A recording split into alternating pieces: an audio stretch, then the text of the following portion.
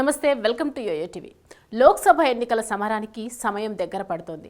తెలంగాణలో పార్టీలన్నీ గెలుపు కోసం ప్రయత్నిస్తున్నాయి. ఇప్పటికే అటు బీజేపీ 17 పార్లమెంటు స్థానాలకు అభ్యర్థులను ప్రకటించగా కాంగ్రెస్ మాత్రం 3 స్థానాలను పెండింగ్లో పెట్టింది. ఒక్క ఓటమితో పాతాళానికి పడిపోయిన బీఆర్ఎస్ కూడా అన్ని స్థానాలకు అభ్యర్థులను ప్రకటించింది. అన్ని పార్టీలు ప్రచారంలో దూసుకెళ్తున్నాయి.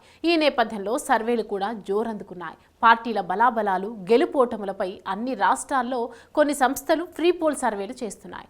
తాజాగా తెలంగాణలో ఈసారి ఏ పార్టీ ఎక్కువ స్థానాలు సాధిస్తుందన్న దానిపై కొన్ని సర్వే సంస్థలు సర్వే నిర్వహించారు. ఈ సర్వేలలో షాకింగ్ విషయాలు వెలుగులోకి వచ్చాయి. ఈసారి రాష్ట్రంలో బీజేపీదే హవా అని సర్వేలో తేలింది. ఏకంగా 10 స్థానాలను కమలం పార్టీ కైవసం చేసుకుంటుందని సర్వేలు చెబుతున్నాయి. అయితే ఈసారి పార్లమెంట్ ఎన్నికల్లో బీజేపీ 10 స్థానాలు గెలుచుకుంటుందని, ఇంకో 3 స్థానాల్లో మాత్రం బీజేపీ, కాంగ్రెస్ మధ్య తగ్గోఫర్ ఉంటుందని సర్వే సంస్థలు నిర్వహించిన సర్వేలో వెల్లడైంది. ఇక తెలంగాణలో అధికారంలో ఉన్న కాంగ్రెస్ 3 స్థానాల్లో గెలుస్తుందని సర్వే రిపోర్టులో వెల్లడైంది. ఇక బీఆర్ఎస్ విషయానికి వస్తే ఈసారి ఒక్క స్థానంలో కూడా గెలిచే ఛాన్సే లేదని తేల్చేసింది.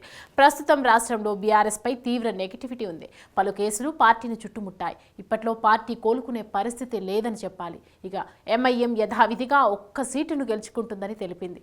అయితే కాషాయ పార్టీ హవా తెలంగాణకే పరిమితం కాదని, దేశవ్యాప్తంగా కూడా మోడీ గాలి మరోసారి వీస్తోందని గ్రౌండ్ రిపోర్టులో తేలింది. పలు సర్వేల ప్రకారం కూడా ఎన్డీఏకు 400 కంటే ఎక్కువ సీట్లు వస్తాయని తెలిపింది. తెలంగాణలో అయితే బీజేపీ గతం కంటే బలపడింది. మోడీ వరుస టూర్లు, సభలతో ప్రజలు బీజేపీకి మరింత దగ్గరయ్యారు. అలాగే కేంద్ర స్కీమ్లు కూడా తెలంగాణలో సంపూర్ణంగా రాష్ట్ర నేతలు అమలు చేస్తున్నారు.